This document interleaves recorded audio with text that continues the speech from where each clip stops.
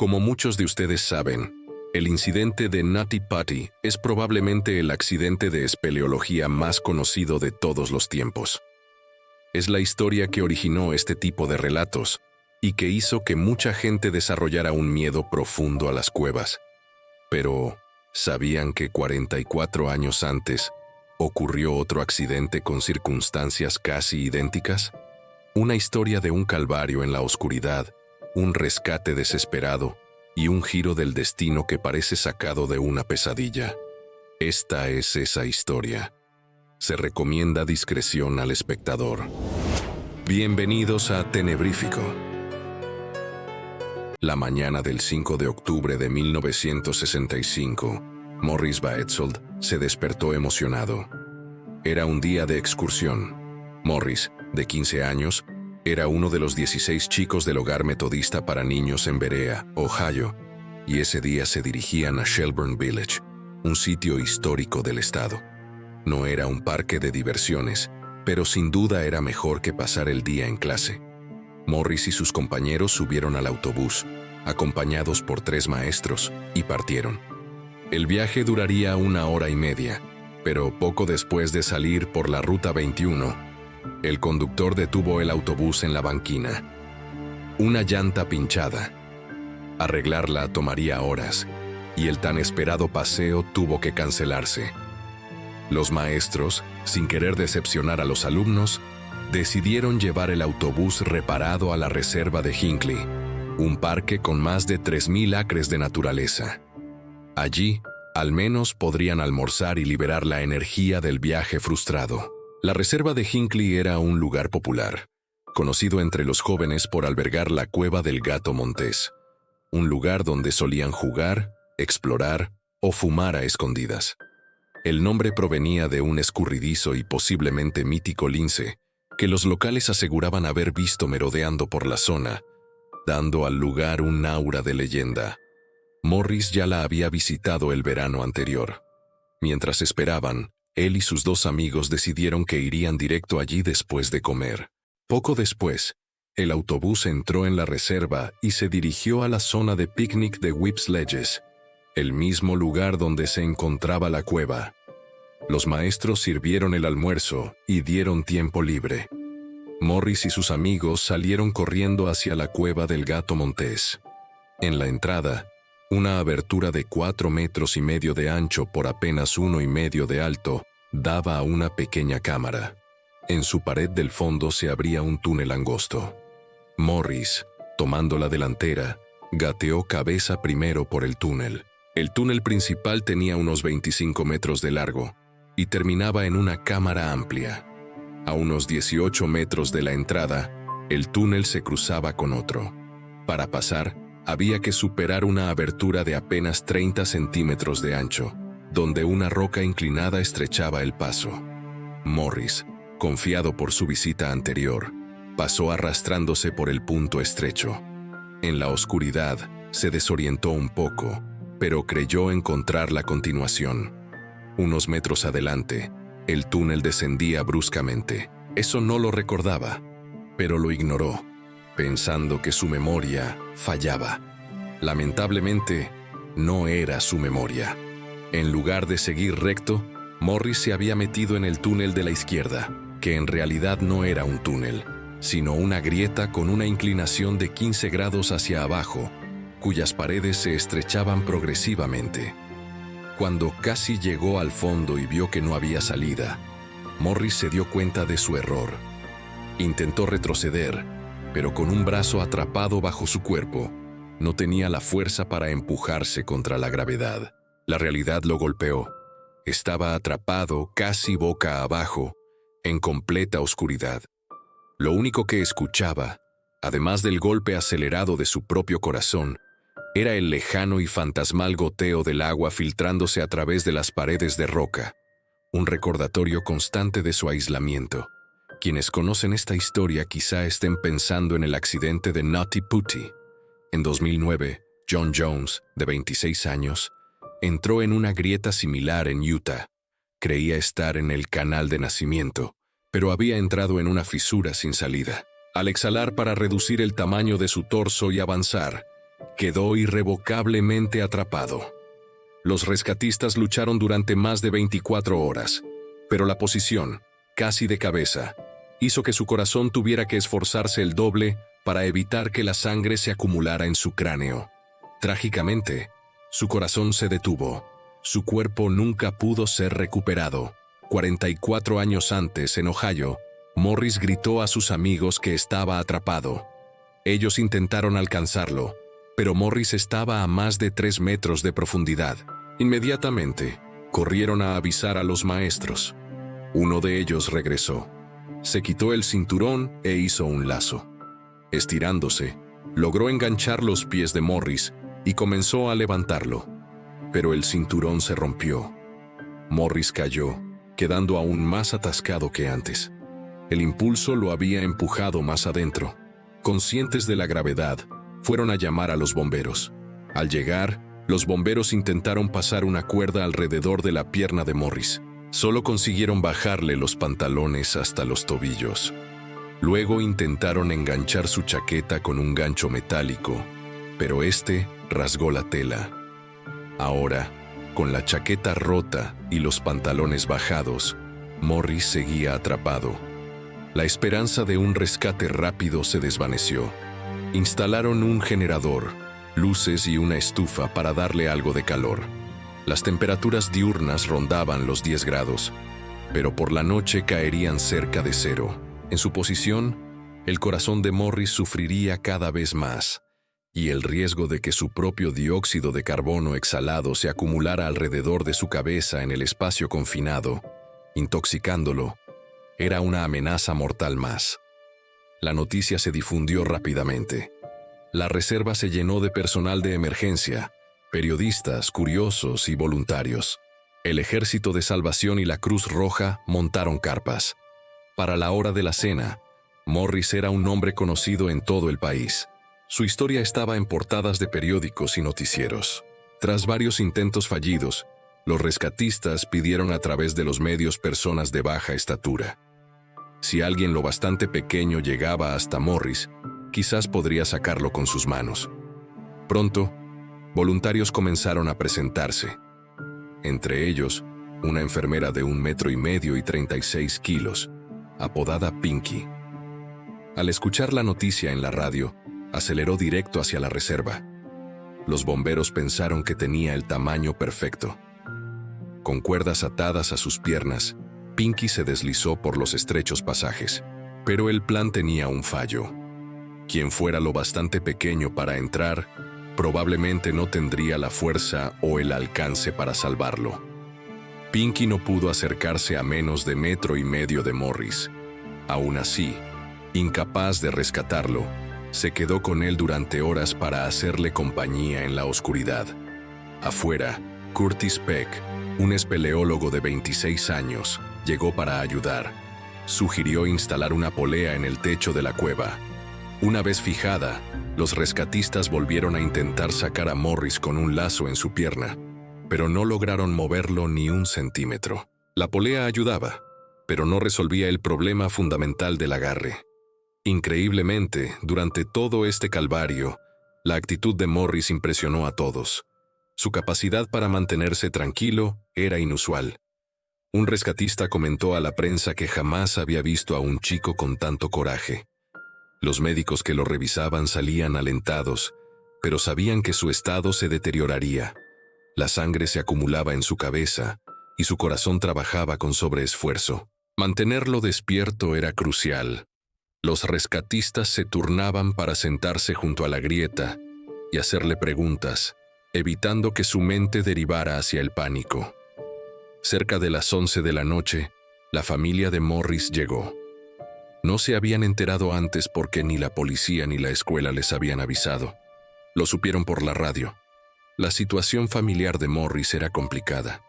Sus padres se divorciaron hacía una década y debido a problemas familiares, él y sus 3 hermanos fueron enviados a hogares de acogida. Morris y su hermana Linda vivieron juntos hasta 1964, pero cuando su familia de acogida se mudó a Nueva Jersey, se llevaron a Linda y dejaron a Morris. Los tribunales lo enviaron entonces al hogar metodista para niños.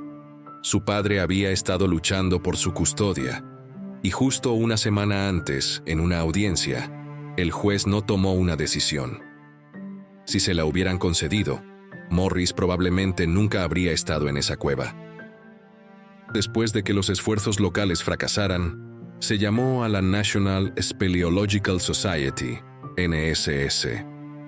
Esta organización, con más de 2.000 expertos, era la autoridad en rescates en cuevas. El capítulo de Washington, D.C., que se entrenaba todos los fines de semana para estas situaciones, fue trasladado por la Fuerza Aérea a Cleveland. Esta fue su 12ª solicitud de rescate ese año. No todos terminaban bien. A principios de ese mismo año, en un rescate en Nueva York, un derrumbe hirió a 2 de sus miembros, y el joven de 23 años que intentaban salvar murió. Su cuerpo permaneció en la cueva durante 41 años.